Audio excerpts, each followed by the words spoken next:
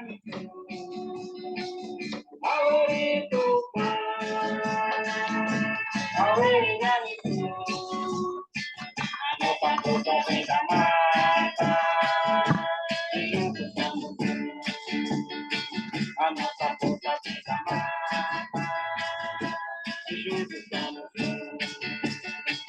com meu maracá, eu vou cantando pra floresta.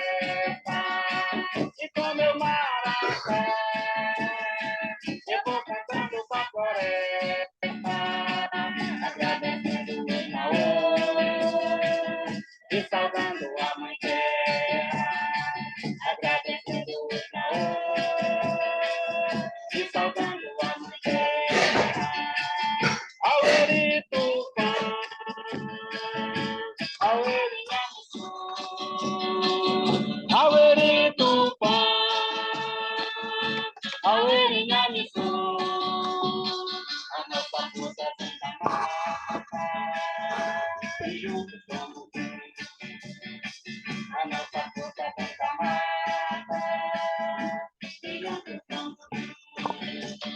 Bom dia, boa tarde, boa noite, amigos, amigas da rede canal Abya-Yala, isto é, comunicação popular, nômade e pluriversal.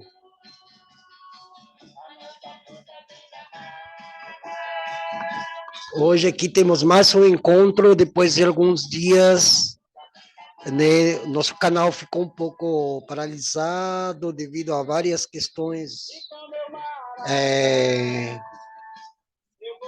políticas que têm acontecido, inclusive aqui em Brasília, né, em torno da movimentação, através dos requerimentos que o canal tem ajudado a desenvolver para que os parentes pudessem estar aqui em Brasília, como no caso da cacica Antônia Choclen, né, e que graças inclusive ao evento do ATL foi possível trazer ela, né? Só que o evento acabou, todo mundo foi embora com uma sensação de um vazio, no sentido das respostas que deveria estar dando atualmente todas as instituições e os órgãos que defendem os direitos dos povos indígenas no Brasil, em Pindorama, Pindoretá, Pindomarahã, como é o nome dado pelos parentes, né? Pindomarahã de Abya-Yala. E hoje vamos tratar justamente as questões relativas aos conflitos que estão acontecendo no Brasil, nesse momento, inclusive, hoje, dia 29 de maio de 2024, né? São conflitos que, inclusive, já a própria Fiocruz, tem um mapa da Fiocruz, que vai ficar aqui na descrição do vídeo, assim como vai ficar também o relatório dos conflitos que acontecem no campo brasileiro hoje, né? Quando nós falamos de conflitos no campo, também nos referimos, de modo genérico, né, aos conflitos que se sucedem nos diferentes biomas, né? Nas florestas, né, o que está acontecendo no sul do país, né, onde temos 80 comunidades ainda que se encontram numa situação de, de incógnita, o que vai acontecer com eles, já que muitas comunidades, muitos territórios, inclusive eu tenho vários áudios, eu converso diariamente com pessoas do sul, parentes, pessoas dos terreiros, companheiros, camaradas também de movimentos sociais, né? Enfim, e tudo isso está trazendo uma nova realidade, que é a realidade dos refugiados climáticos, dos migrantes climáticos ambientais, né? Que vão acirrar ainda muito mais a questão dos conflitos no campo a partir de que nesse êxodo de refugiados por causa das catástrofes climáticas ambientais, já estão, inclusive, subindo em direção ao norte do país, ao norte do Rio Grande do Sul. Digamos que estão começando a chegar em Santa Catarina, Fiquei sabendo também que essas pessoas estão sendo bancadas pelos agronegócios, pelo agronegócio, né? A agrobandidagem, né? Vamos colocar nome aos bois, né? E aqui eu tenho um relatório que saiu um par de semanas atrás da Comissão Pastoral da Terra, né? Junto com o CIMI e outras instituições, outras organizações não governamentais que se dedicam a defender a vida dos parentes, dos camponeses, né, dos ribeirinhos, dos povos tradicionais. Já um dia desse vamos fazer também um vídeo falando sobre o que são os povos tradicionais, né? Que tem uma catalogação, né? Então, os povos que são extrativistas naturais, extrativistas orgânicos, que trabalham com a extração, por exemplo, do babaçu, sem derrubar a floresta, sem danificar a cosmosfera, né? Então, tem vários níveis dos povos que trabalham, que são atividades de subsistência, diferente do modelo de produção capitalista, na qual parece que o Brasil vai ser o último país do mundo a sair desse entrave, né? Que vem colocando o Brasil, inclusive, numa posição nada confortável no que respeita ao meio ambiente e à própria questão da produção de alimentos, né? Esse relatório trata do ano 2023, eu li ele por completo, né? Tem vários itens aqui, eu vou colocar, inclusive, para que vocês mesmos possam acessar diretamente da página da Comissão Pastoral da Terra, e vocês mesmos, quem quiser ler, quem quiser estudar, já que isso aqui, para nós pesquisadores, eu que sou um pesquisador marginal, digamos assim, né? A gente faz o trabalho igualmente de pesquisar, além de fatos históricos, registros, documentos históricos, a gente faz também o trabalho de atualizar os problemas que estão acontecendo no interior do Brasil, né? E aqui esse relatório já começa com um adágio, um poema, né? Uma introdução do poeta uruguaio Mário Benedetti, né? Eu vou ler aqui para vocês, né? E diz assim, né? Se cada hora vem com sua morte, se o tempo é um covil de ladrões, os ares já não são tão bons ares, e a vida é nada mais que um alvo móvel. Você perguntará, por que cantamos se estamos longe como um horizonte, se lá ficaram as árvores e céus, e cada noite é sempre alguma ausência, e cada despertar um desencontro? Você perguntará, por que cantamos? Cantamos porque o grito só não basta, e já não basta o pranto, nem a raiva. Cantamos porque cremos nessa gente e porque venceremos a derrota. Cantamos porque o sol nos reconhece, porque o campo cheira a primavera, e porque nesse talo e lá no fruto, cada pergunta tem sua resposta. Cantamos porque chove sobre o sulco e somos militantes desta vida, e porque não podemos nem queremos deixar que a canção se torne cinzas, né? Por que cantamos? Mário Benedetti. E aqui faz toda uma apresentação a partir eh, desse apócope, digamos assim, desse poema, né? Por que cantamos, né? Então, cantamos porque nós fazemos, inclusive, uma espécie de homenagem e feminagem a todas aquelas que tombam hoje, neste momento, no campo, defendendo não apenas o campo, a produção de alimentos, o território, como também estão se defendendo, inclusive, junto dos mais do que humanos, das imprecações, das imperícias, né? Tanto do poder público, do Estado, nas suas três esferas, quanto também dos grupos corporativos que façam parte desse embate que ainda não foi resolvido, não está sendo resolvido e achamos que não vai ser resolvido, como é a questão da concentração fundiária no Brasil, né? E esse relatório vem tratando, inclusive, de várias mortes, de várias, né, como homenagem e feminagem, tanto aqui, por exemplo, cita a Mãe Bernadette, que eu estive lá, inclusive, na Bahia, eu estava do lado do município de Simões Filho, né, onde foi assassinada com mais de 17 tiros, a mãe Bernadette, né, que supostamente estava resguardada pelas políticas de proteção às defensoras de direitos humanos. Existe, inclusive, o PPDDH, que é o programa de defesa para militantes como nós, militantes indígenas, ambientalistas, populares, né? Inclusive dentro da área da comunicação. O nosso canal, inclusive, faz parte também desse PPDADH, que faz parte, que é parte, inclusive, é, do, do acordo que se faz quando alguém se sente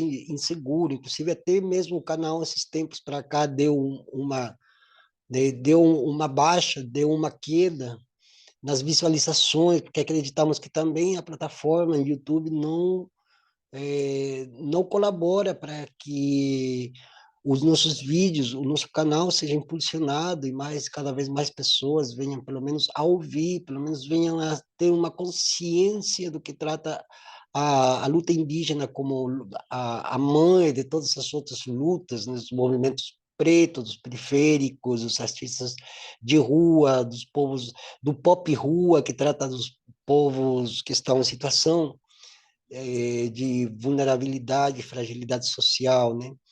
E o próprio relatório fala, por exemplo, o Estado não protege a vida e nem garante as condições necessárias para a produção e reprodução da vida em territórios livres da ação do agronegócio, né? Porque nós estamos falando do campo, né? Não estamos falando da violência nas zonas urbanas, né? Que se juntarmos as duas, é bem mais trágico do que nós imaginamos. Mas quando a gente fala sobre essas violências, a gente não está chamando atenção como se essas violências que são acometidas diariamente e com uma justiça falha, como a justiça brasileira ela é falha, ela é lenta, ela é entravada, né? Ela é travada, tapada e entravada, entrevada, né? Olha como faz jogo, né?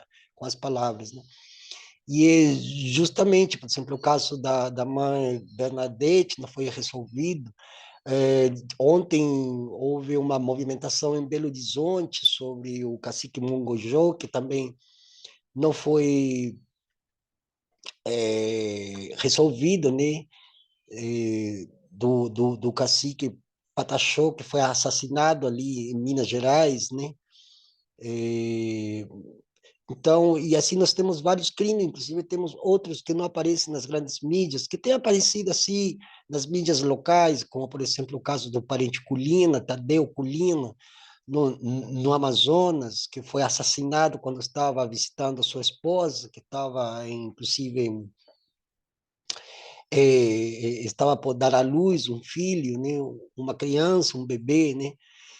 Nós temos o caso da Magé Fátima, Pataxó, do sul da Bahia, foi assassinada também, né? E nós temos vários. O relatório aqui fala sobre várias situações de violência, né? Pistoleiros, policiais militares, grupos paramilitares fazendeiros, todos armados, empresários do campo, intimidam e expulsam as famílias em luta pelas terras por elas ocupadas. Inclusive, hoje nós temos ah, mais de 600 retomadas no Brasil todo, né? Essas retomadas também implicam uma sucessiva de violências também, né?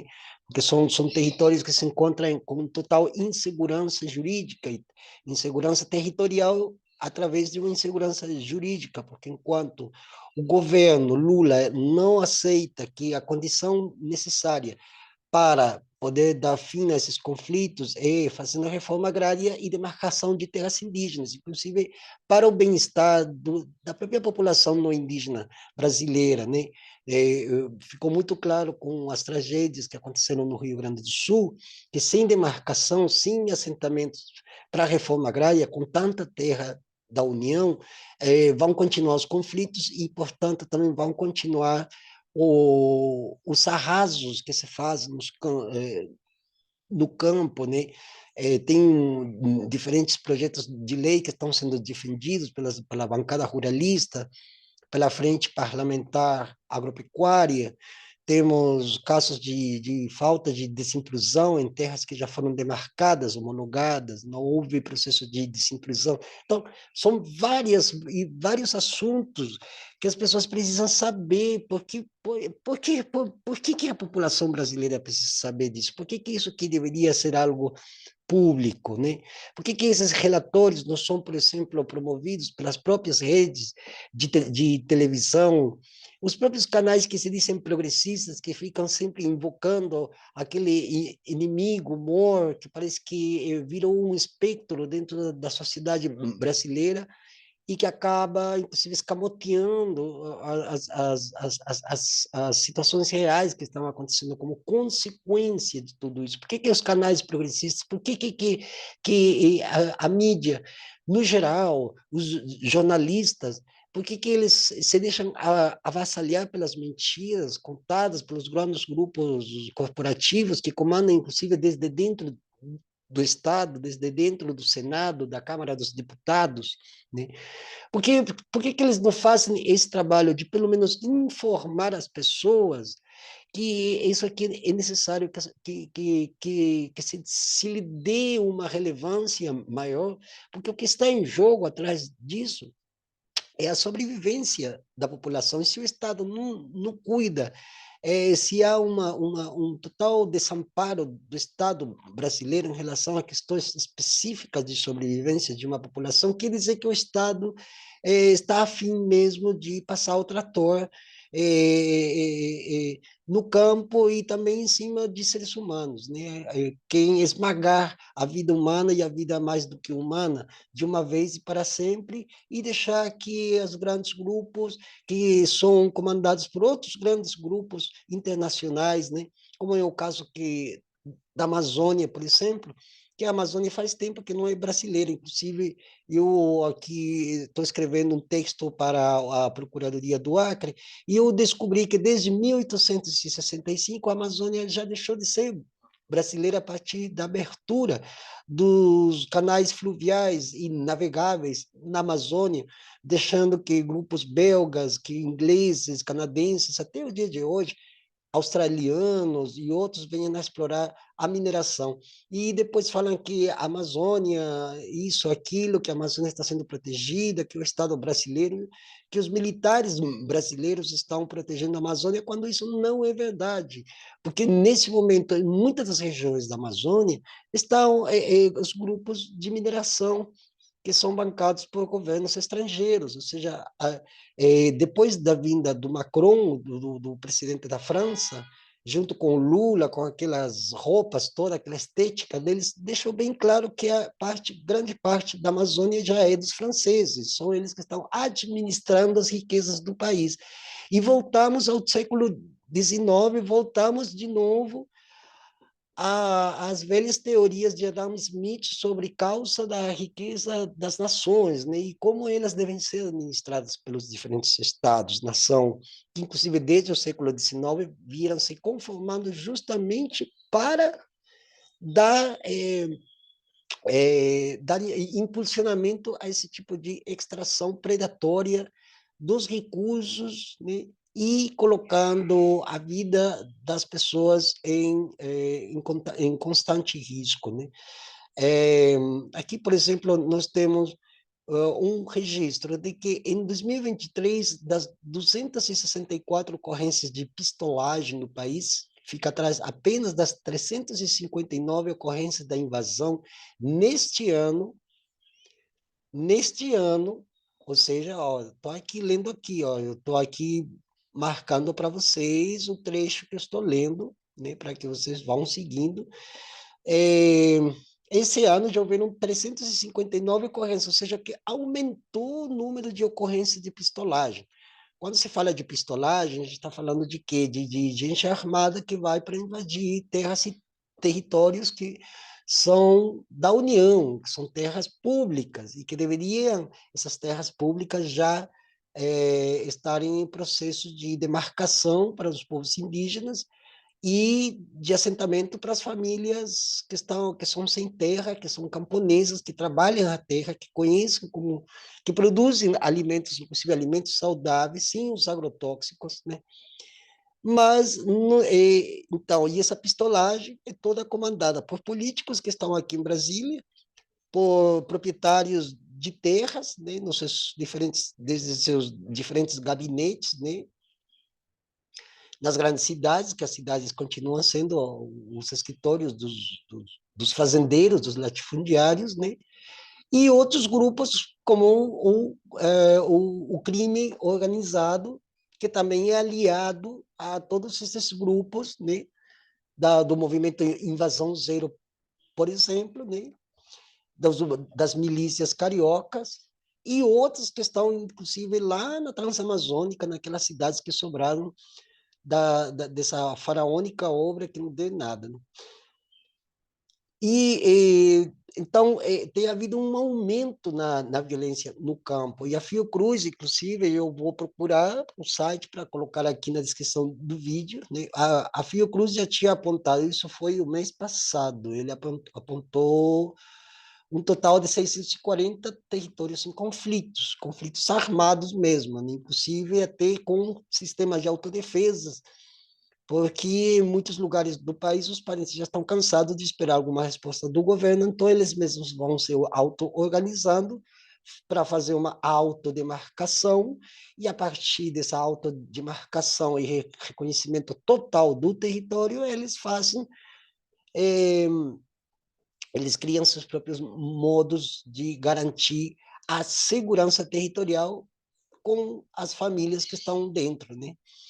Então, eles aqui já vêm colocando, na introdução, eles vêm falando sobre isso tudo, também sobre a questão dos agrotóxicos, inclusive por mineiros, os agrotóxicos nos alimentos, grande parte do que é consumido hoje contém tóxicos, tóxicos, inclusive tem a última do Bob Fernandes, da TVE Bahia, ele fez além de outros que eu já tinha assistido anos anteriores, com Larissa Bombardi, que é uma pesquisadora sobre a questão dos agrotóxicos, mora na França hoje, ela não pode retornar ao Brasil, ela é exilada, ela não pode retornar porque tanto a esquerda quanto a direita não gosta dela, porque ela coloca os pontos nos is para a questão, inclusive, legislativa e em torno ao que poderíamos nós falar de a descafeinagem política da esquerda, que também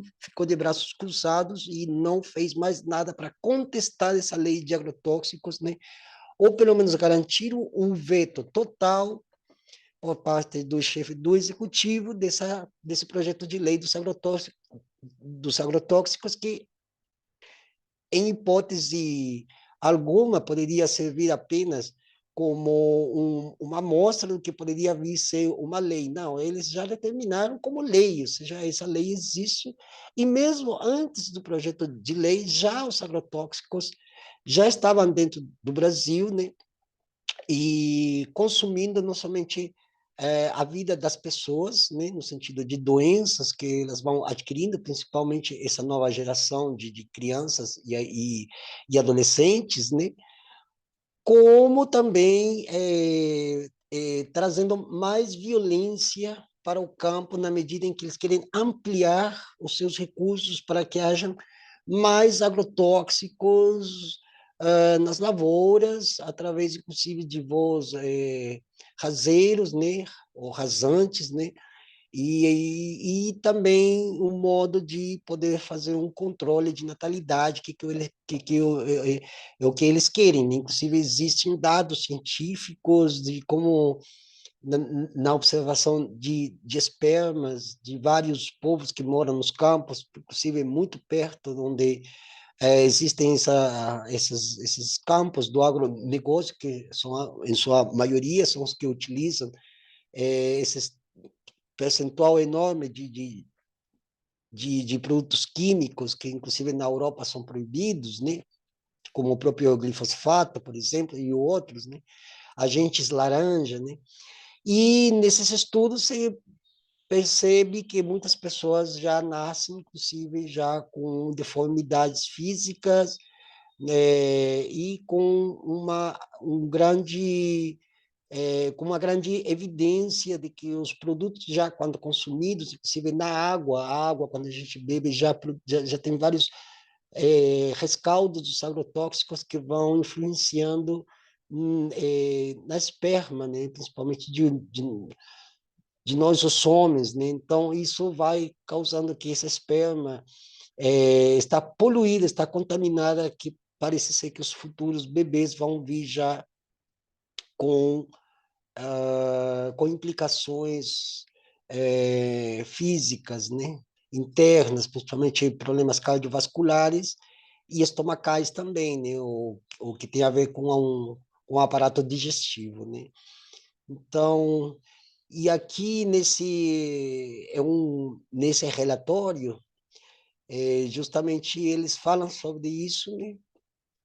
A Comissão Pastoral da Terra, né, que desde 1975 se defronta com os conflitos no campo, e o grave problema da violência contra o que se convencionou nomear como trabalhadores e trabalhadoras da terra, termo que engloba diversas categorias camponesas, entre estas comunidades tradicionais, assalariados rurais, indígenas, pescadores, artesanais que vivem em espaços rurais e têm no uso da terra e da água seu sistema de sobrevivência e dignidade humana.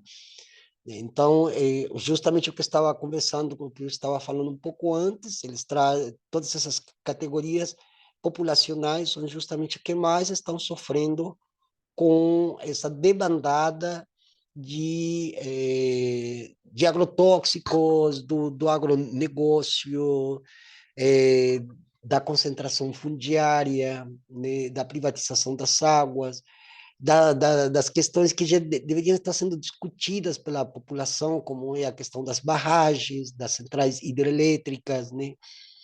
É, sobre o Código Florestal, sobre os projetos de lei, privatização das praias, né? Que não é um caso novo, você está falando muito sobre isso, que isso aí também está trazendo outros tipos de violências que já não são violências do campo, digamos assim, que vão ser denominadas de violências litorâneas, né? A violência do campo, nós temos a violência nas grandes capitais, nas grandes cidades brasileiras, acima de 90, 100 mil habitantes, e temos a violência litorânea, né?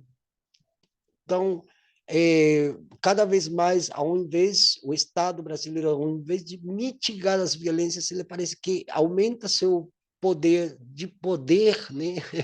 Haja redundância, e também aumenta o poder dos grupos criminosos que querem se aproveitar da situação frágil na qual o país se encontra para eles abocanharem terras, ilhas, mares, tudo, né? Eles estão fazendo o que já os conquistadores, colonizadores já vinham trazendo consigo quando chegaram aqui no Brasil desde o século XVI, né? Século XV nas Américas no sentido geral e século XVI aqui no Brasil, né? Então aqui nós temos a questão dos conflitos, né? Existe inclusive aqui digamos assim, uma espécie de uma justificativa porque é necessário documentar tudo isso, né? Porque aqui é que está a grande sacada, né? Por exemplo, tem a questão pedagógica, que inclusive é o que eu estou falando antes aqui, por que não se informa sobre relatórios tão importantes como esse e são deflagrados de forma tal que a população tenha consciência do que inclusive está consumindo, em que mundo que ela se encontra, por que está acontecendo tudo isso que acontece inclusive com elas mesmas de forma singular em suas casas, em sua localidade, né? Por que a miséria no Brasil ela não avança? Por que existe tanta falta de educação? Por que existe tantas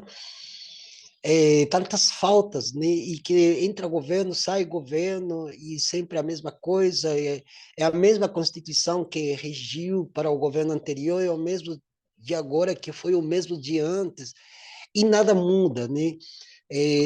No Brasil se estabeleceu uma coisa muito ímpar, que é a guerra legal, mas parece que, na medida em que vai passando o tempo, as pessoas estão se dando conta que essa legalidade na qual o Estado e a República está conformada não dá garantia de sobrevivência e de subsistência aos povos diferentes povos, diferentes segmentos populacionais que conformam esse grande bojo de povo brasileiro.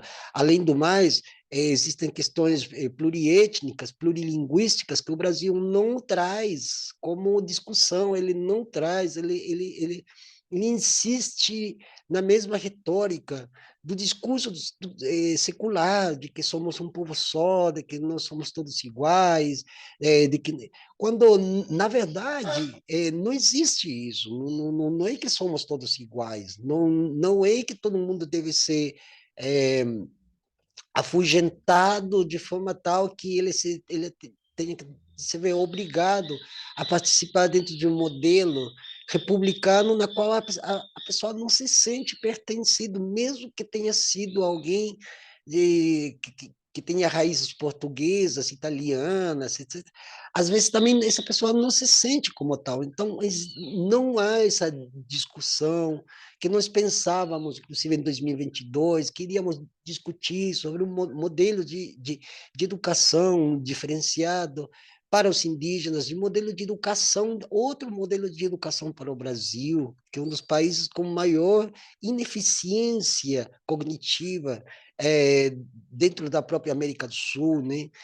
Ainda existem muitas pessoas analfabetas, a maioria da população é iletrada, livros é caros, imposto sobre os livros é altíssimo, a educação está falha, está sendo privatizada, tudo queria ser militarizado, tudo queria retornar a esse, né, como são os conservadores que conservam atitudes, comportamentos e até mesmo significações de palavras para tentar ver se eles podem ressurgir de novo, retomar aquela ideia do progresso, do desenvolvimento e todas essas falácias que não estão acompanhando sequer as novas circunstâncias que nós vivemos, principalmente quando tratamos sobre as questões ligadas ao âmbito ambiental, climático, né? Esse colapso climático-ambiental que vivemos e que mesmo dentro desse colapso continuam as queimadas, continua o arraso na terra, continuam pulverizando agrotóxicos, continuam as guerras lá fora, com tudo que isso implica, continua o tráfico, continua o crime organizado, ou seja, nada mudou. E não é para mudar, porque mudou para ser o mais do que era antes, ou ainda pior, né? Com novos, novos protagonistas nesse mórbido cenário político que nós vivemos aqui, principalmente no Brasil. Para não dizer toda a América do Sul, mas aqui no Brasil é muito mais emblemático. Inclusive, é um país que já está sendo visto como inimigo dos demais países da América do Sul, justamente pelas questões que estou colocando aqui. Amazônia, por exemplo, a Amazônia se destrói, onde mais se destrói a Amazônia é aqui no Brasil, e onde as leis são mais flexíveis em questão meioambientais é aqui no Brasil, né? Porque mesmo assim, na Colômbia, com todos os conflitos e as guerras que já houveram, mas eles tentam fazer um pouco mais do que já foi feito, né? Países como o Peru, como a Bolívia, por exemplo, eles tentam produzir um modo de legislação que coíba esses grupos a quererem fazer o que eles fazem aqui, desenterrar velhas teorias para justificar os seus atos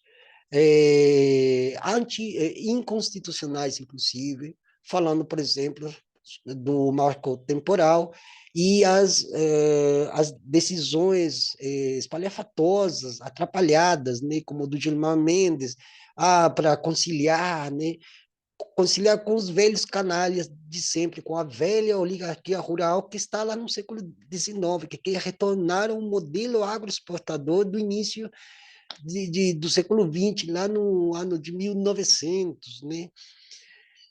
E trazendo de novo o positivismo e toda aquela lenga-lenga que não dá em nada. Então, por isso que é pedagógico. Histórico, porque também, porque existe toda uma história atrás disso, não é que surgiu do nada, veio numa bola de fogo, né?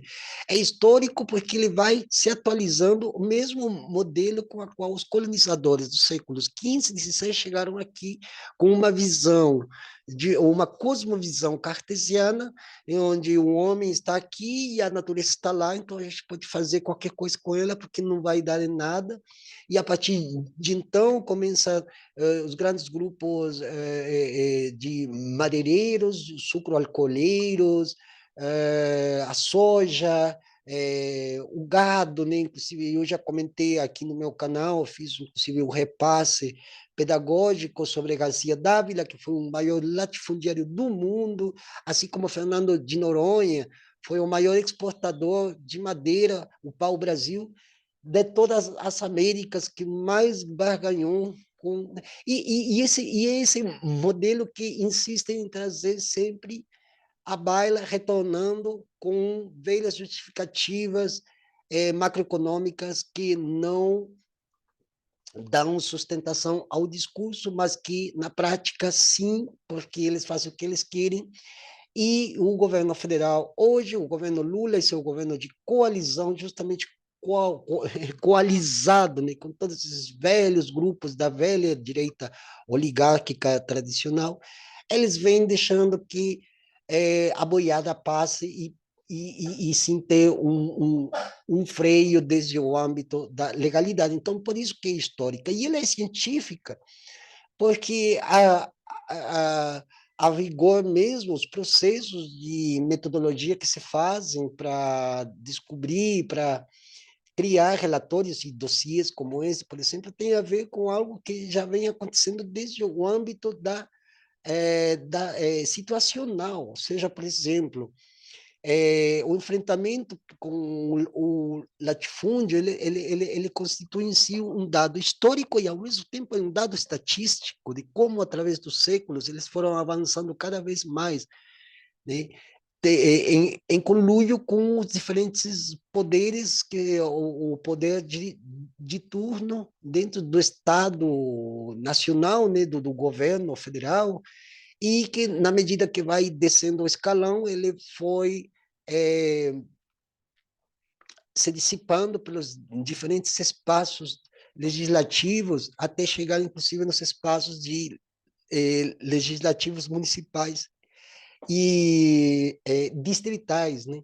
Então, é científico. E é científico também porque dá para perceber que o avanço do agronegócio, o avanço dos madeireiros, o avanço do garimpo, ele não garante um futuro melhor, nem para os povos indígenas, nem para os camponeses, muito menos para a grande maioria da população que vive é, abarrotada, achincalhada nas grandes cidades, né? Muito pelo contrário, esses dados científicos vão trazendo outros dados científicos sobre, por exemplo, os problemas cardiovasculares, o câncer que vem avançando entre crianças e adolescentes, que está ligado intimamente aos alimentos que eles consomem, aos produtos que eles consomem, que são os produtos do monopólio dos alimentos, que tem essas grandes redes de supermercado, e são eles que dizem o que você vai comer, o que você vai beber, o que você vai consumir, quanto você deve pagar. Então, a gente às vezes paga muito caro por um produto que parece ser que um produto que vem seguindo algumas exigências mínimas, inclusive sobre essa tal de sustentabilidade, que já não sustenta mais ninguém, nem a própria palavra em si já se sustenta por si só, nela mesma, mas eles vêm constantemente dizendo que não, que somos sustentáveis, que nós seguimos, inclusive, os padrões internacionais sobre qualidade dos produtos, mas esses produtos são extremamente industrializados e os jovens, as crianças que estão hoje, elas não têm uma capacidade orgânica para aceitar que seus corpos possam digerir os produtos, os agrotóxicos, por exemplo, que vêm dentro, inclusive, dos próprios enlatados, né?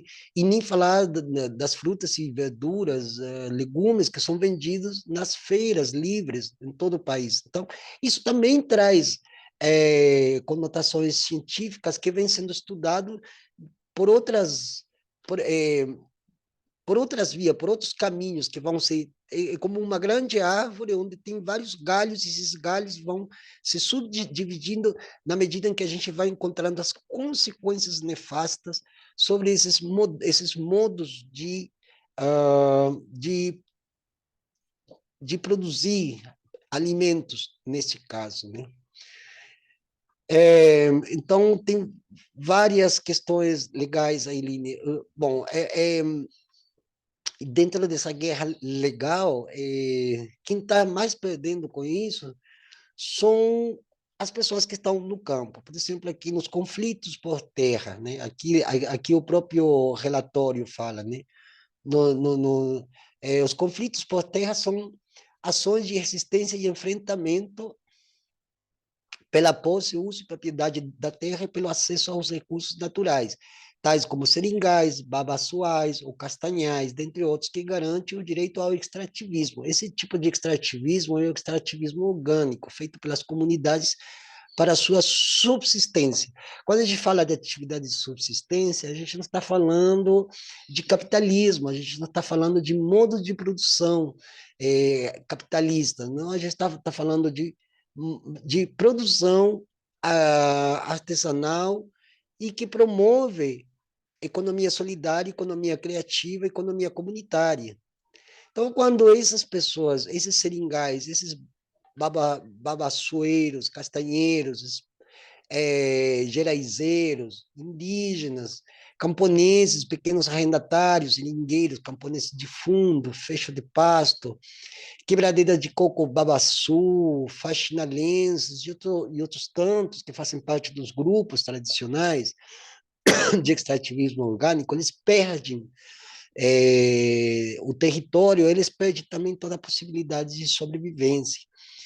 Então, porque eles também não têm nem como concorrer com os grandes grupos que, por exemplo, o queiro coco, né, que faz aquele suco, água de coco que é vendida nos supermercados em grande escala, inclusive com repercussão internacional, nos Estados Unidos, por exemplo, onde é exportado esses pequenos grupos não têm como concorrer e os territórios deles apenas são territórios de subsistência, então eles não têm grandes extensões de terras, não são proprietários de, de 10 mil, 20 mil, 40 mil hectares de terra, porque também nem é para eles terem, justamente porque eles não têm todas as possibilidades de poder fazer uma grande produção agrícola, artesanal, orgânica, inclusive para que a própria população brasileira consuma esses produtos e até conheça e garanta a sobrevivência desses povos, né? E, do outro lado, nós temos as ocupações e retomadas. Hoje, no Brasil, existem mais de 600 retomadas acontecendo no país todo, né? Isso era dados de há uns 2, 3 meses atrás. Mas eu já tenho sabido de novas retomadas de terras, principalmente no sul do Brasil, né? E estão havendo outras retomadas também dentro das cidades, né? Eu vou citar só um exemplo aqui, só para já existe uma progressividade para que a justiça em São Paulo determine a investigação sobre as terras do que hoje conhecemos como Alphaville, né? Lá em São Paulo, né? E Alphaville é uma terra que, quando começamos a fazer uma busca sobre de onde quem foram os primeiros seismeiros, né, que eram João Ramalho, Isabel Dias, os bandeirantes, né, Raposo Tavares, Anhanguera, né, eles eram proprietários de quase todas as terras de São Paulo, que depois, com o tempo, eles foram revendendo para outros que vieram, inclusive, da Itália, e eles foram depois criando espaços de função de propriedade, né, para dizer, nós somos donos de Tamboré, de Alphaville, de toda aquela região de Barueri, né, já indo para o oeste das cidades de São Paulo. Então, é preciso trazer todo esse histórico e começar a retomar, a ocupar essas áreas, né, que são áreas indígenas, ou eram áreas camponesas, ou que pertencia a algum desses grupos de povos tradicionais, né? E essas ações coletivas de famílias sem terra, né, que por meio da entrada em imóveis rurais reivindicam essas terras, né? Inclusive aqui no INCRA, aqui em Brasília tem o INCRA, onde a gente pode ir lá buscar de quem eram essas terras, quem foram os primeiros donos, como que essas terras foram repassadas, né? E com quais direitos legítimos foram repassadas para seus herdeiros. Muitos deles eram os próprios filhos, os netos e alguns laranjas, né? Isso é decorrente da história do Brasil, principalmente até 1850, depois com a lei de terras, né, passa a mão dos militares, né, de grupos privados, que por sua vez passa para os militares, que por sua vez, após a fundação da República, passa a ser de controle total e legítimo do Estado, mas o Estado já estava em conluio tanto com os proprietários quanto com os militares. Então, até o dia de hoje, muito do que nós falamos que são terras públicas, às vezes são terras públicas, mas que estão sendo administradas pela aeronáutica, pela marinha, ou até mesmo pelo exército, né, pelos batalhões terrestres, digamos assim. Então, os militares são os que controlam as terras públicas, mas o Estado que dá essa abertura, o que deu essa abertura e ainda dá essa abertura. Quer dizer que nós vivemos um país onde a militarização do Brasil, que não se dá das mesmas formas que se dá em outros lugares, mas ela se dá justamente em função da propriedade da terra. E daí parece que não temos como escapar, porque para escapar disso nós teríamos que exigir que as terras fossem propriedades públicas, mas no sentido de propriedades comunitárias, não de propriedades públicas, mas cessionadas a partir de uma instituição, como neste caso as Forças Armadas do Brasil. Não, que sejam terras compelidas para serem terras comunitárias, ou seja, terras para aquele que sabe plantar a terra, que sabe coletar, que sabe trabalhar nela e que vai produzir, inclusive, alimentos para o consumo básico da própria população. Então, essas são coisas simples que nós temos de aprender, né?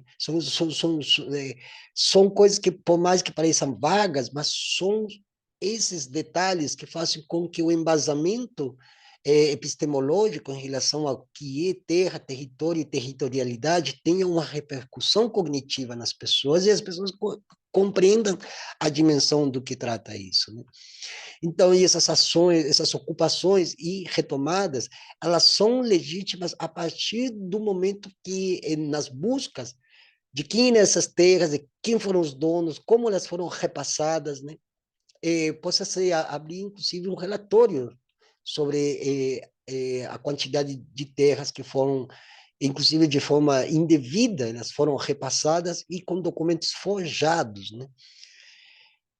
Aí existem os acampamentos, que são espaços de luta e formação, né, fruto de ações coletivas, localizados no campo ou na cidade, onde as famílias sem terra organizadas reivindicam assentamentos, né? Além disso, os povos indígenas e comunidades tradicionais também formam acampamentos na luta pela retomada de seus territórios. Em nossa pesquisa, o que está aqui exposto aqui no relatório, não se faz o acompanhamento do número de famílias acampadas no país. Seria importante fazer um levantamento sobre isso. E aí nós temos depois os conflitos trabalhistas, né? E compreendem os casos em que a relação trabalho versus capital, né? O sistema de modos de produção, os modos de produção capitalista, né? Indica a existência de trabalho escravo e superexploração. As greves também integram o conjunto dos conflitos trabalhistas. Bom, tem os gráficos, já vamos chegar a ele, né? Na compreensão do que é trabalho escravo, a CPT segue definida pelo artigo 149 do Código Penal Brasileiro, atualizado pela Lei número 10.803, de 11 de dezembro de 2003, que caracteriza que o caracteriza por submeter alguém a trabalhos forçados ou a jornada exaustiva ou por sujeitá-lo a condições degradantes de trabalho quando se restringe por qualquer meio de sua locomoção em razão de dívida contraída com o empregador ou preposto, ou quando se cerceia o uso de qualquer meio de transporte por parte do trabalhador, com o fim de retê-lo no local de trabalho, e quando se mantém vigilância ostensiva no local de trabalho, ou se apodera de documentos ou objetos pessoais do trabalhador, com o fim de retê-lo no local de trabalho, né? Eu aqui vou fazer um parênteses, porque para mim, inclusive para nós, povos indígenas, o trabalho, ele continua sendo um trabalho que, se bem ele não é escravo ao modo escravagista, segundo a história, ele é um modo de cooptação, né, de cooptação das pessoas através do salário, sempre vai ser mínimo, né? Inclusive, eu costumo falar nos grupos, nós temos um grupo do canal, né? E eu costumo falar sobre isso. Hoje não existe o trabalho escravo no modo escravagista, mas a escravidão ela continua através da cooptação por um salário mínimo, piso salarial, teto básico de gastos, vários componentes semânticos que conformam sempre algo que está embaixo, que é inferior. Então, quando falamos de salário mínimo, nós temos que olhar para baixo, né? É como falamos de cesta básica. A cesta básica é o básico do básico. E, às vezes, os produtos que vêm dentro da cesta básica são produtos que estão altamente toxicizados justamente pelos agrotóxicos, como é, por exemplo, o caso do óleo de soja, que é o que vem na maioria, quase todas as cestas básicas é óleo de soja. E essa soja é transgênica. E os outros componentes artificiais que compõem esse óleo também vêm de outros processos artificiosos, com o uso, inclusive, de agentes nocivos para a saúde, né? Então, o trabalho encerra tudo isso, né? É uma dimensão enorme, né? E a gente tenta não defender esse modelo, porque esse modelo de trabalho, onde as pessoas estão completamente cooptadas, e às vezes piores, as pessoas estão completamente prisioneiras de dívidas que nunca são pagas, nunca acaba de se pagar a própria dívida pública e as próprias dívidas que as pessoas contraem através de financiamentos bancários são dívidas que as pessoas não conseguem pagar nunca, até por causa dos altos juros existentes no país. Então, se a gente for colocar na balança o modelo escravagista que havia antes e o modelo de escravidão que existe hoje, ou digamos assim, não vamos falar de escravidão, vamos falar de uma servidão contemporânea, assalariada, uberizada, que é pior, né? Uberizada ainda é pior ainda do que o assalariado tradicional, que é o operário, que já não existe mais, né? Ou deixa de existir, ou deixou de existir a partir da terceirização dos, dos, eh, dos serviços públicos, ou dos serviços adjacentes ao grande serviço, digamos assim, do trabalho em si, né? Então, até mesmo hoje, quem é motorista de um ônibus escolar, ele é um terceirizado. Então, não é o Ministério da Educação que vai se responsabilizar pelo que aconteceu com o motorista de um ônibus escolar, porque ele é terceirizado, né? Os produtos e serviços que atendem grandes empresas é tudo terceirizado. Os grupos e os serviços, por exemplo, até de faxina, a gente vê nas rodoviárias, é terceirizado. Então, o administrador, o dono da rodoviária ou os administradores das rodoviárias não se responsabilizam. Então, justamente, se terceiriza uma das fontes empregadas para manter o trabalho, né? E acaba rendendo lucros para a empresa e acaba também, no outro lado da moeda, precarizando ainda mais o serviço público e aqueles que trabalham para poder manter esse serviço público em pé, né? E isso nós vemos muitas grandes cidades, como São Paulo, Rio de Janeiro, Brasília mesmo, né? Os grandes grupos que lucram a cada dia mais, porque eles não pagam, eles não se responsabilizam, não se comprometem.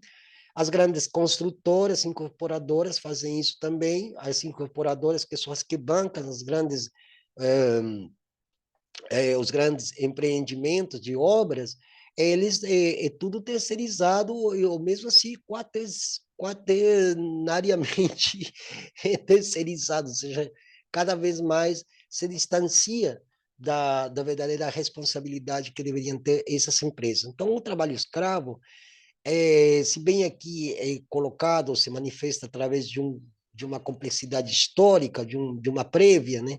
Mas eles ainda existem, né?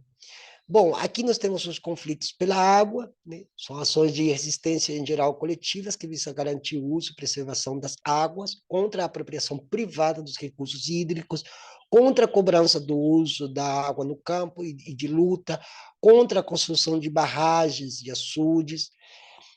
E este último envolve os atingidos por barragem que lutam pelo seu território, do qual são ou foram expropriados, né? Envolve também ainda a luta dos povos e comunidades frente à mineração. Conflitos em tempos de seca, ações coletivas que acontecem em áreas de estiagem prolongada e reivindicam condições básicas de sobrevivência ou política de convivência com o semiárido. Bom, aqui no Cerrado nós já estamos vivendo já os primórdios dessa grande seca, que inclusive já avisaram que a partir do mês que vem, junho, vai se intensificar cada vez mais. Então, nós vamos ter conflitos, ainda nos conflitos por causa dos incêndios, das queimadas, nós vamos ter conflitos por causa da seca, que é uma outra forma de colapso climático ambiental. Nós temos, aqui deveria se chamar, inclusive, conflitos em tempos de colapso ambiental, porque aí que já indicaria seca, estiagem, índices pluviométricos impensáveis, né? E fora de outras consequências, como tsunamis, tornados e outras situações que vão vir ainda mais com maior frequência e maior intensidade, né, nos próximos anos, né? Nós temos os conflitos em áreas de garimpo, que já todo mundo já sabe de que se trata, conflitos sindicais, enfim, todos esses conflitos fazem parte desse grande bojo dos conflitos no campo, né? Agora eu quero mostrar para vocês aqui é, o, o banco de dados, isso mesmo, acho que o banco de dados, onde estão os relatórios, né? Então, eles têm as tabelas, aqui cada tabela vem sendo explicada, como que ela for, né? Aqui tem as referências, quem quiser conhecer mais, ler mais, pode se manifestar, inclusive, a leitura também é uma forma de resistência. Galera, eu sempre falo isso, a leitura é uma forma de resistência. Se a gente não tem leitura, se a gente, pelo menos, nem que for como curiosidade de criança, para dizer, poxa, que será? Nunca li um relatório, nunca li um dossiê. Que será? De que se trata? A pessoa começa a ter gosto pela leitura, embora não seja um assunto muito confortável para ser lido, mas é um assunto para ser debatido, né? E para que seja debatido, as pessoas têm que ler, têm que ter leitura. Se as pessoas não têm leitura, como que elas vão entender? Não tem como entender, né? Então, aqui eles também colocam várias referências, inclusive legislativas e tal, né? Bom, e aqui já começa o bolo da cereja a aparecer, né? As temáticas sobre terras, né? Os formulários sobre conflitos, né? Água, trabalho, as manifestações, né? São as manifestações legais, claro, né? A violência. E aqui nós temos, por exemplo, isso que é muito interessante, gente. Comparação dos conflitos no campo Brasil, desde 2014 a 2023. É muito interessante que eu estive analisando, e em muitos casos deu queda nas formas com que eles mostram esse tipo de gráficos. Mas estava aqui ampliando um pouco isso. As ocorrências, vejamos, em 2014, houveram 874 ocorrências. Ocorrência de pistolagem, invasão de madeireiros, jagunço, perseguição, agressão física, psicológica, etc., né? E em 2023, nós estamos com 1.588 casos de ocorrências. E na medida que os anos foram passando, foram aumentando.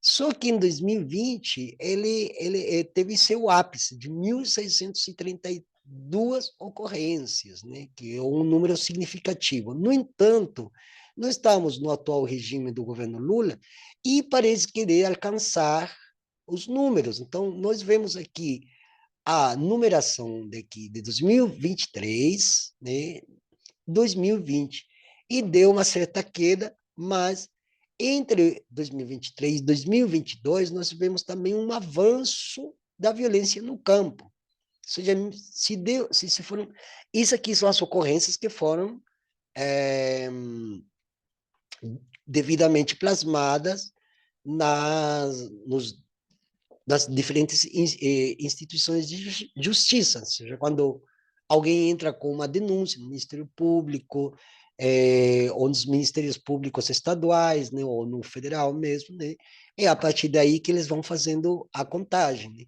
Então, nós vemos que em 2020 ele alcançou seu ápice, em 2021 deu uma queda, em 2022 ele deu uma aumentada de novo, e em 2023 aumentou a tal ponto que, se nós juntarmos os 3 períodos anteriores, é muito pior do que está acontecendo hoje, do que aconteceu atrás.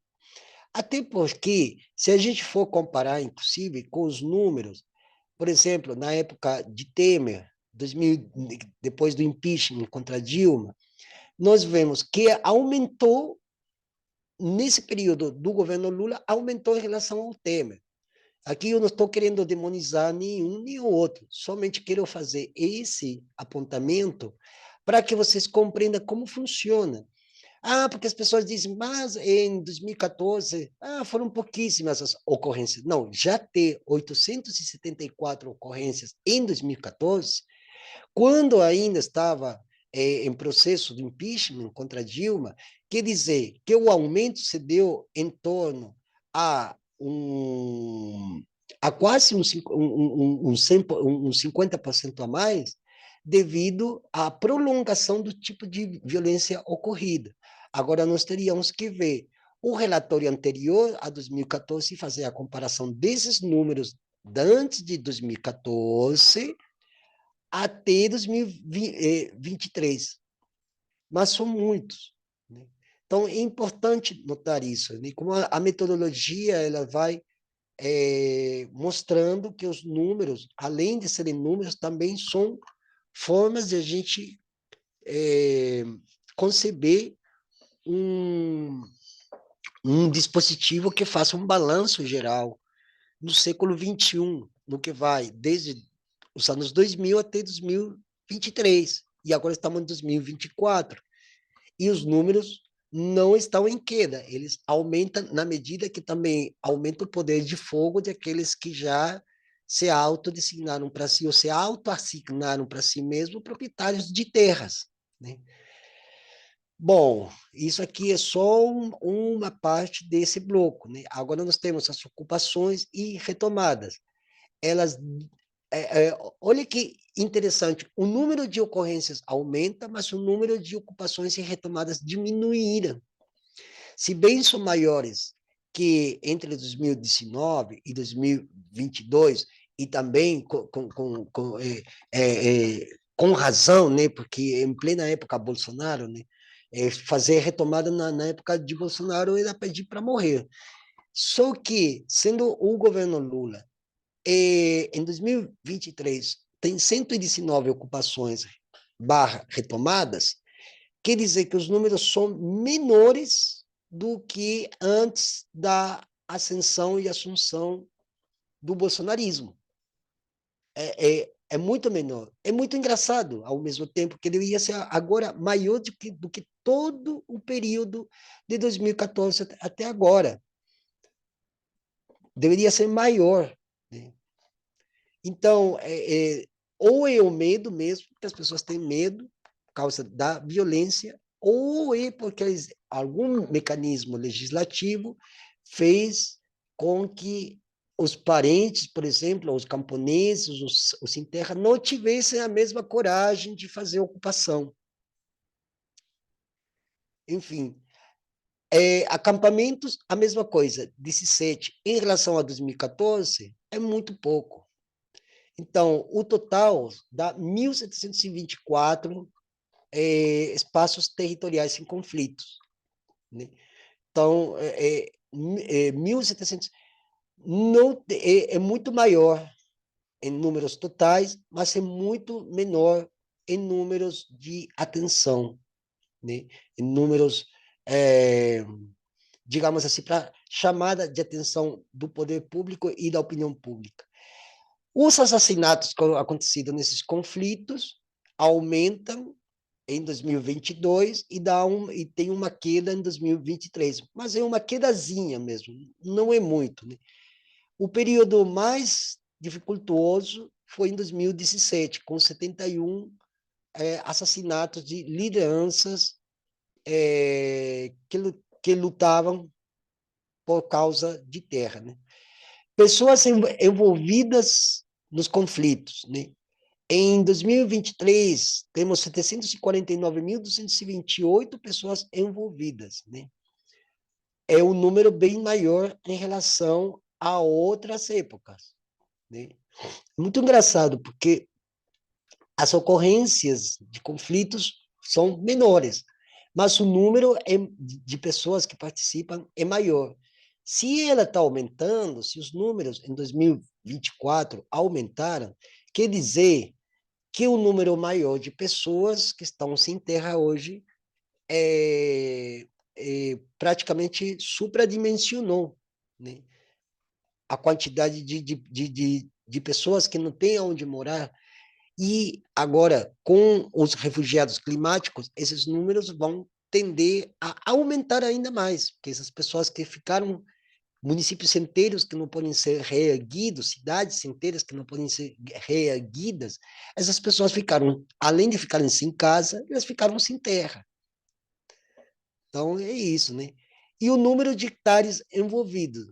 Aqui também é muito é, engraçado, porque não é engraçado, mas chama atenção, né?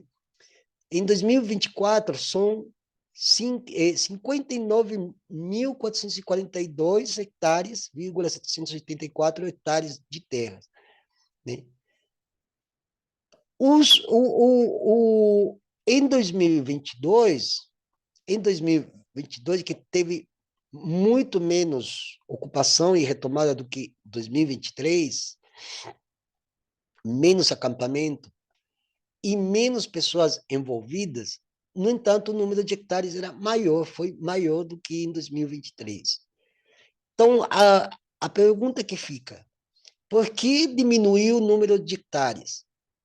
Porque aumenta o número de ocorrências, mas essas ocorrências não se equilibram com o número de hectares que estão sendo reivindicados.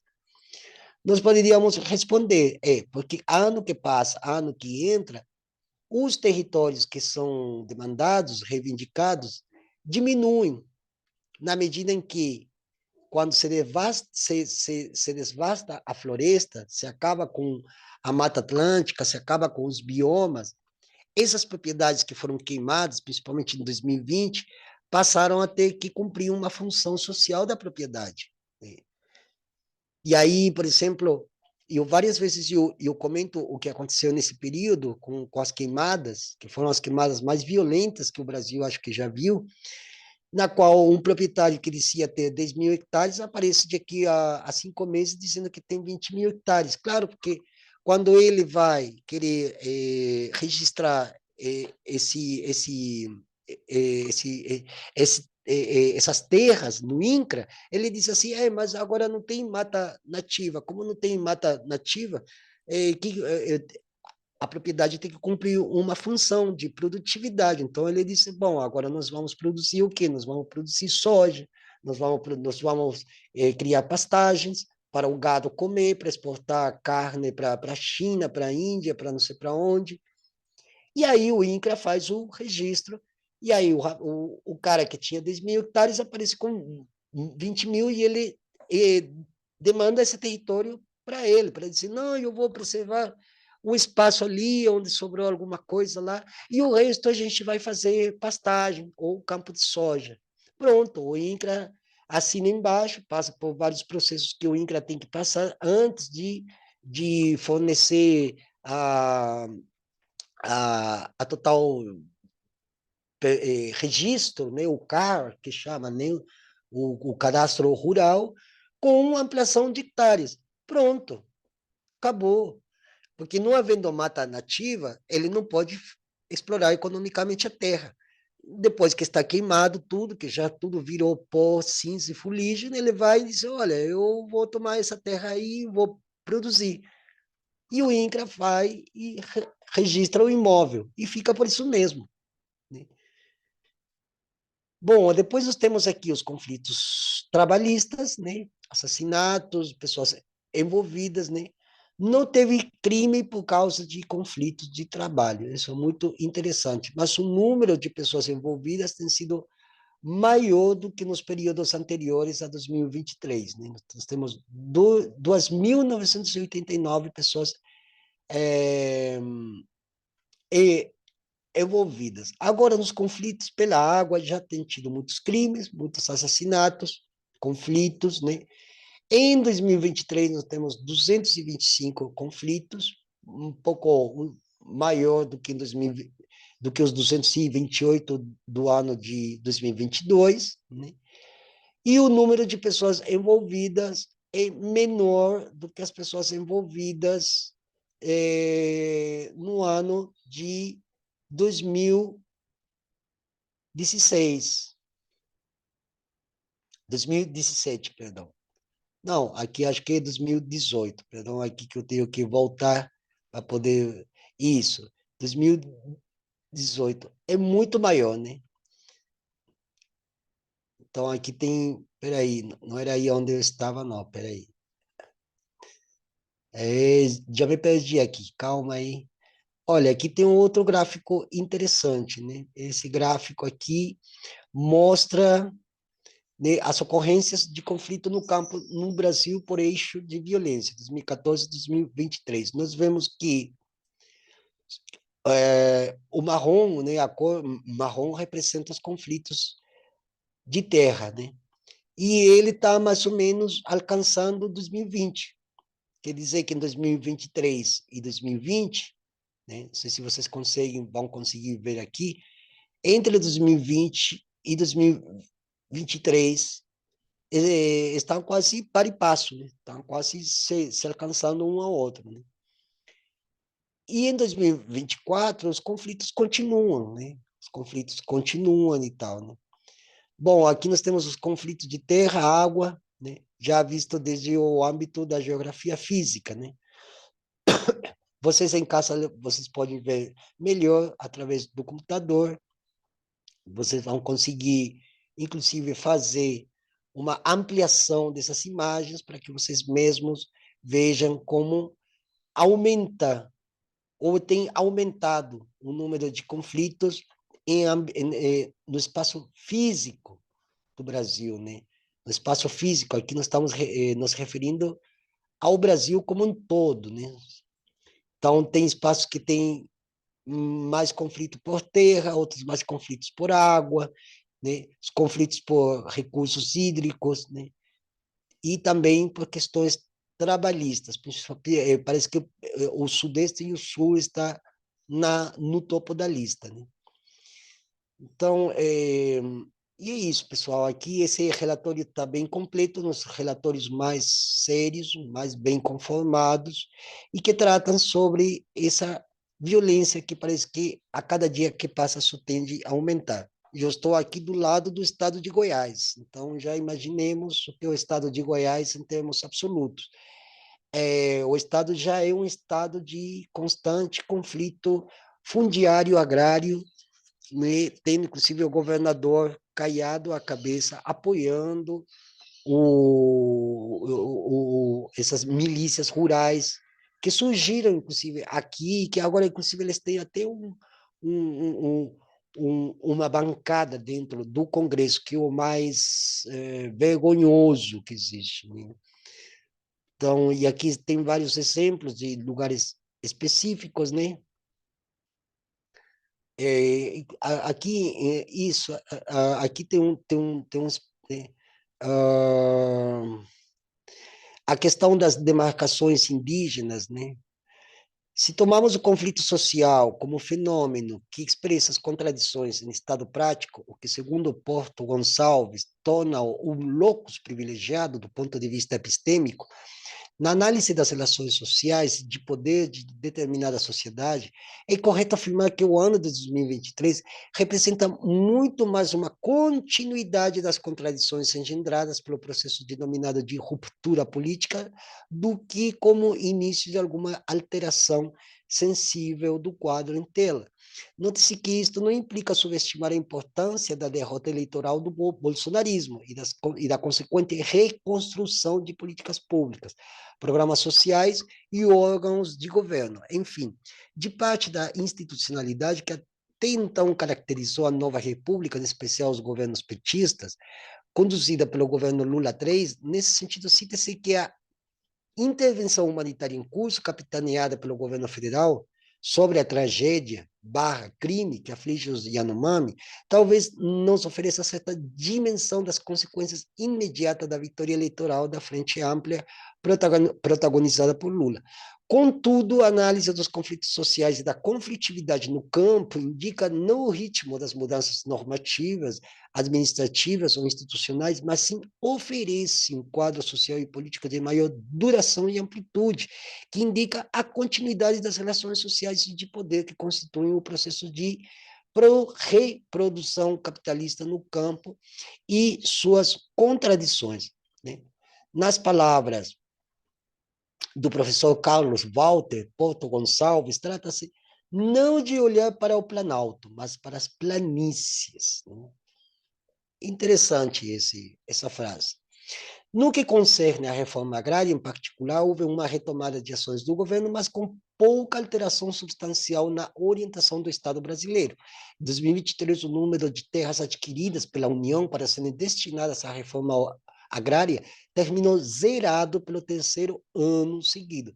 Segundo o INCRA, foram criados 21 assentamentos e assentadas 50.600 famílias sem terras que já estavam em poder do governo. Também houve a criação de 6 territórios quilombolas, com um total de 1.163 famílias beneficiadas, e a homologação de 8 terras indígenas. Por outro lado, o governo Lula III deu continuidade à política de emissão de títulos definitivos de lotes de assentamentos, prioridade estabelecida por Temer, intensificada com Bolsonaro, o que, como observamos, trata-se de um meio de lançar as áreas de assentamento ao mercado de terras e de desresponsabilizar o governo federal para com os assentados e seus territórios. Nesse sentido, o que se apresenta para o segundo ano do governo Lula III é pouco animador. Bom, já estamos já na metade do ano e é bem desanimador mesmo. Aqui eu vou colocar essa ênfase. É desanimador o que está acontecendo no governo, no segundo ano do governo Lula III. Desanimador. Inclusive, eu que estou aqui desde o ATL, a gente estava esperando a homologação de 6 terras, e foram apenas duas terras foram homologadas, e que não tiveram uma repercussão, porque eram terras que já estavam desde vai saber quando, já discutidas, e até então o número de famílias indígenas beneficiadas caiu porque a maioria já tinha ou morto, ou já tinha ido a óbito, ou foram assassinados, ou simplesmente por uma questão de sobrevivência foram parar nas grandes cidades. Então as pessoas têm que ter essa compreensão sobre o que está ocorrendo, né? E aí é bem pouco animador, ou seja, eu digo mais, eu estou num completo pessimismo aqui. Eu não acredito que esse governo vai fazer mais do que ele já fez. Não vai fazer, inclusive até porque o agronegócio, que é a maioria no Congresso, não vai deixar. E além dessa justificativa, que é uma mera justificativa que alguns a utilizam para passar pano no governo Lula, o próprio Lula não está fazendo o que deveria fazer, inclusive faz outras coisas que ele não pode fazer. Como, por exemplo, ficar ligando para os governadores para dizer, ô governador,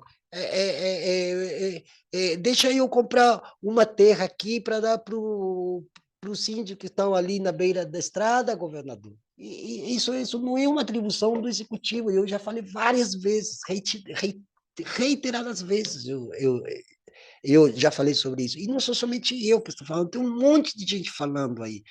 Somos vozes pouco ouvidas, a gente não tem algoritmo que acompanha a gente não é financiado por ninguém, a gente mal sobrevive aqui pensando todo dia como que a gente vai comer amanhã e ajudar a saldar as contas aqui em casa. E aí a gente pelo menos tem a liberdade de dizer que a gente está num pessimismo político. Um pessimismo político, inclusive porque as próprias organizações que dizem defender os povos indígenas também não fazem o trabalho que deveriam estar fazendo, porque eles estão com o rabo preso a essa instância governamental, a esse modelo de governança estruturada num velho modelo obsoleto, mas que insiste em se manter incólume, intacto e fazendo as mesmas estripúlias que já foram feitas no passado, cometendo erros crassos, inclusive na questão territorial, na questão do reconhecimento dos povos, na questão ambiental, na questão legal sobre o fim da concentração fundiária.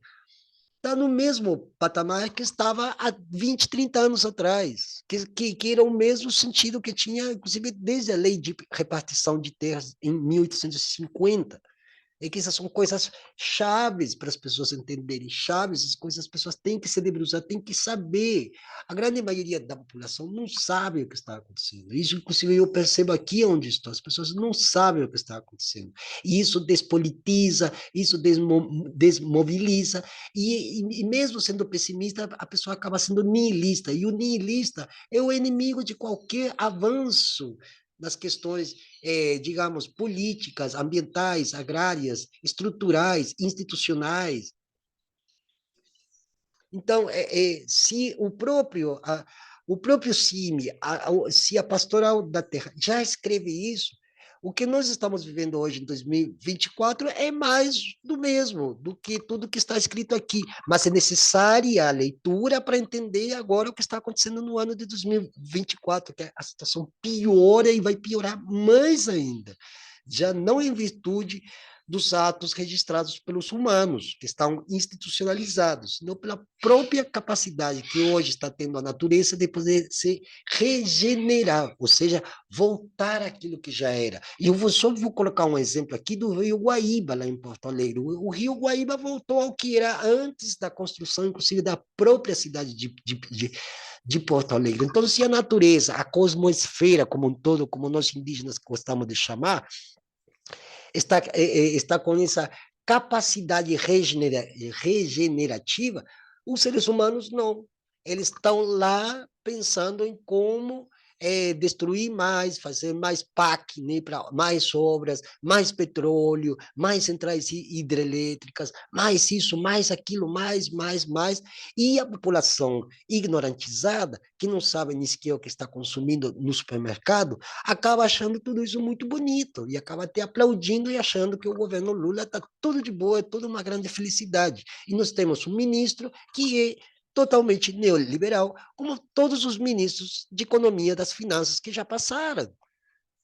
Então, enquanto o país não sai desse modelo, já decimonônico de economia e de economia política, nós vamos continuar ano a ano falando sobre os conflitos no campo, apenas como se fossem números, estatísticas ou uma informação, mas não se dá o devido, a devida atenção e não há a responsabilidade, o compromisso dos governantes de poder fazer alguma coisa que venha trazer às claras o que está acontecendo e como a população deve se organizar para mitigar os efeitos dessa mega destruição que está havendo, inclusive, nesse momento, aqui no Brasil, dentro do governo Lula, inclusive aqui dentro da cidade de Brasília. Aqui em Brasília, sim, senhor, sim, senhora, você mesmo. Aqui em Brasília. E aqui o relatório expõe abertamente isso, né?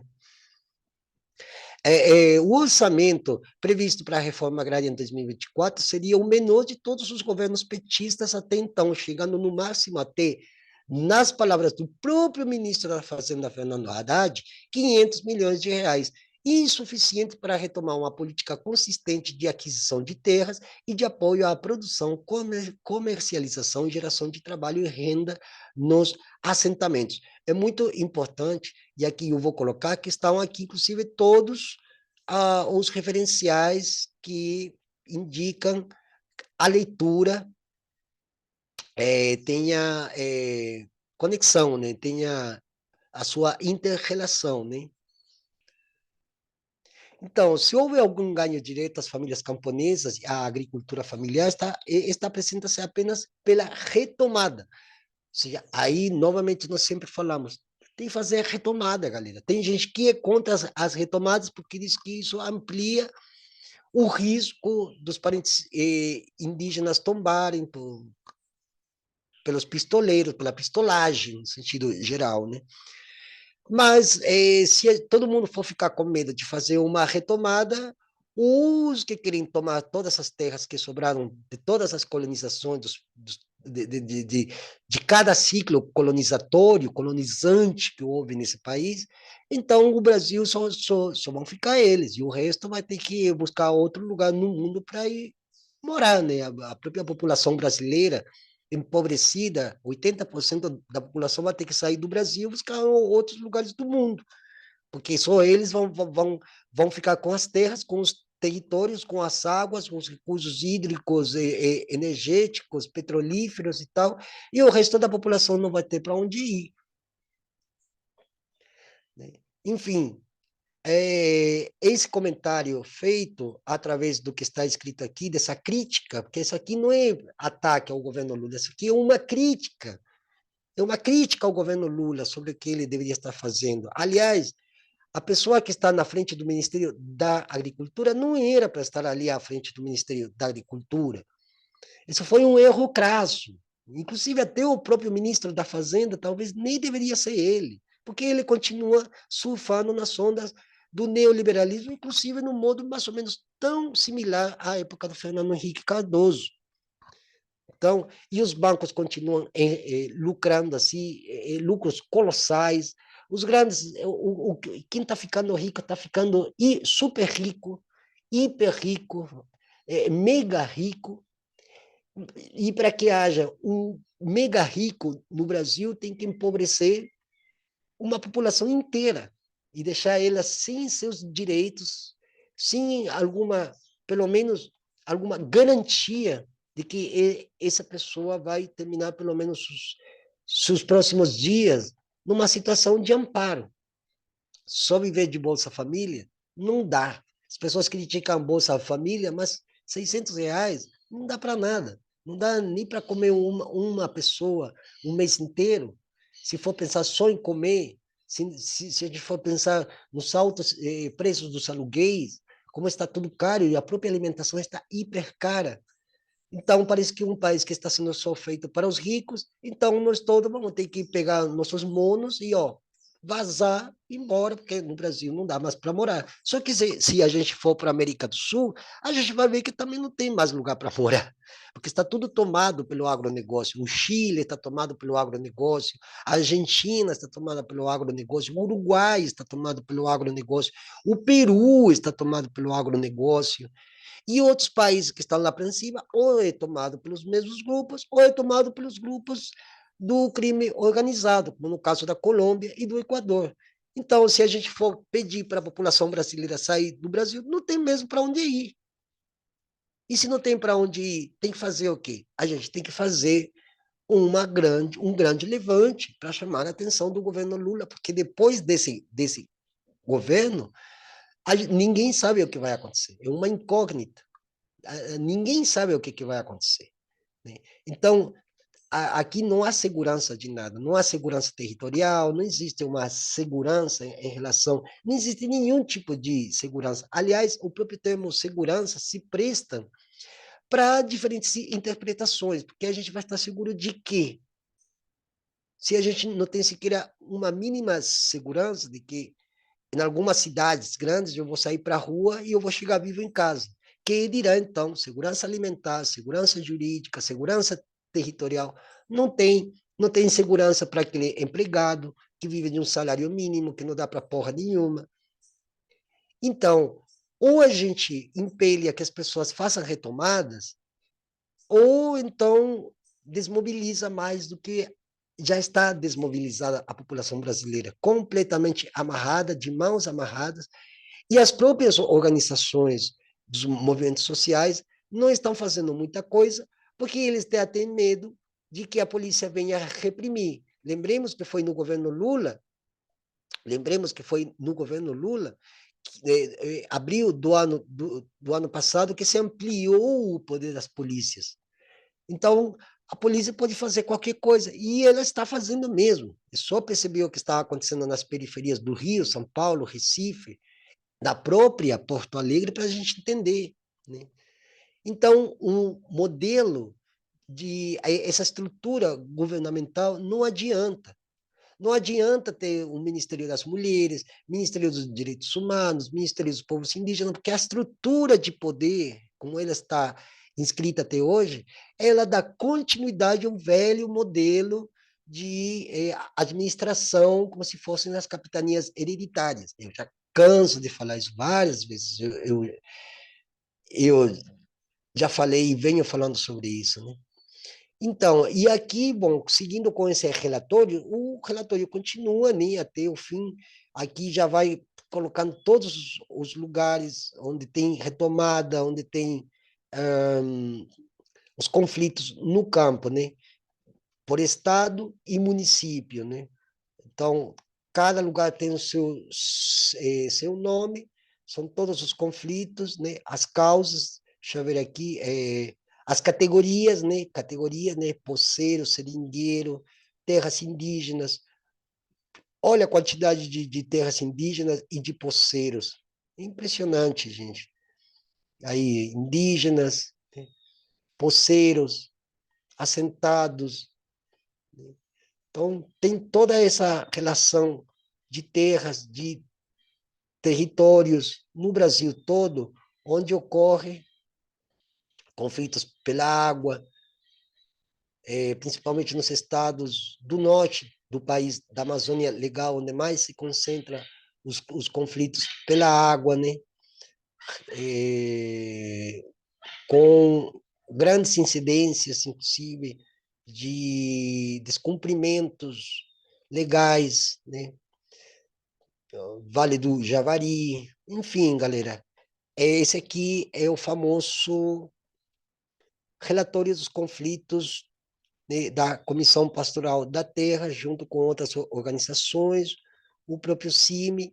Eu vou colocar aqui na descrição do vídeo, sim, para que vocês mesmos confirmem tudo isso que eu venho falando, e espero que essa minha voz não se transforme apenas em meras palavras, sino que se transforme em incentivo, em vontade, em desejo de a gente se unir para poder dar fim a isto ou pressionar o governo para que o governo faça aquilo que prometeu, né? Então, eu deixo aqui com vocês esse tema aqui. Aqui tem vários textos falando sobre os conflitos, né? Tem muitas palavras, mas precisam ser lidas, porque aqui tem um relatório histórico, inclusive, de como as violências têm aumentado cada vez mais. Inclusive aqui, olha, que interessante esse gráfico, né? Os conflitos por terra 1995-2023. Era isso que eu estava falando um pouco antes, né? Que a gente estava vendo só de 2014 a 2023. Mas se a gente for ver como aumentou desde 1995, aumentou completamente o número de violência no campo de conflitos. Olha, nós estamos aqui, ó, tá vendo? Houve um aumento muito significativo e parece não ter fim, né? Tem muita coisa aqui para ser lida. Eu vou colocar esse texto na descrição do vídeo, vocês vão perceber, são de 200 e poucas páginas, não dá para ler 200 e poucas páginas, porque senão o vídeo já está longo mesmo, né? Então, eu vou parar por aqui e só vou pedir para as pessoas que compartilhem esse vídeo, que se inscrevam, né? E a gente possa, com as nossas vozes aqui, a gente possa determinar um, um assunto chave, né? Que é como que a gente pode se organizar para pressionar o governo a tomar as atitudes, a tomar os procedimentos que são procedimentos chaves para acabar com a violência no campo e até para mesmo dar segurança alimentar à população que neste momento se encontra bastante crítica. Um grande percentual da população brasileira está numa situação crítica, né? E a gente sabe disso.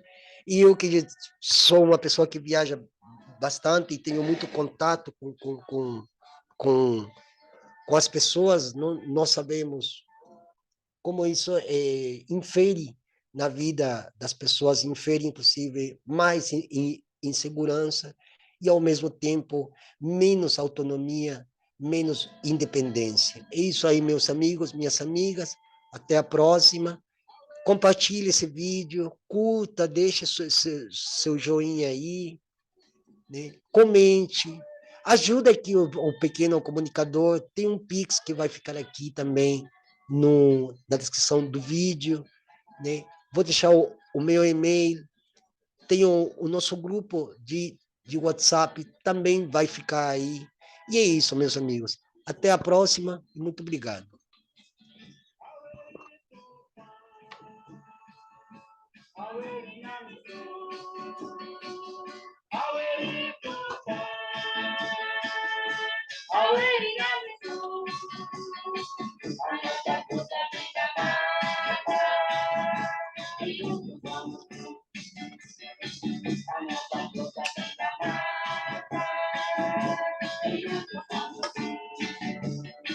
E com meu maracá, eu vou cantando pra floresta.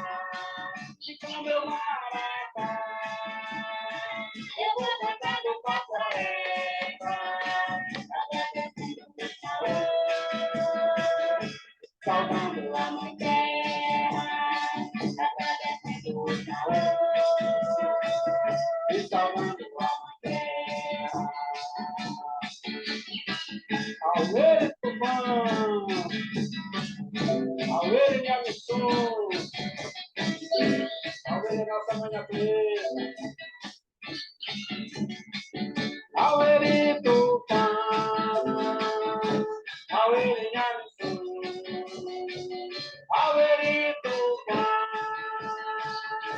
Auê, minha missão! A nossa força vem da mata, e juntos somos um. A nossa força vem da mata, e juntos somos um. E com meu maracá, eu vou cantando pra floresta. E com meu maracá, eu vou cantando pra floresta. Agradecendo o calor, e salvando a mulher. Agradecendo o calor, e salvando a mulher.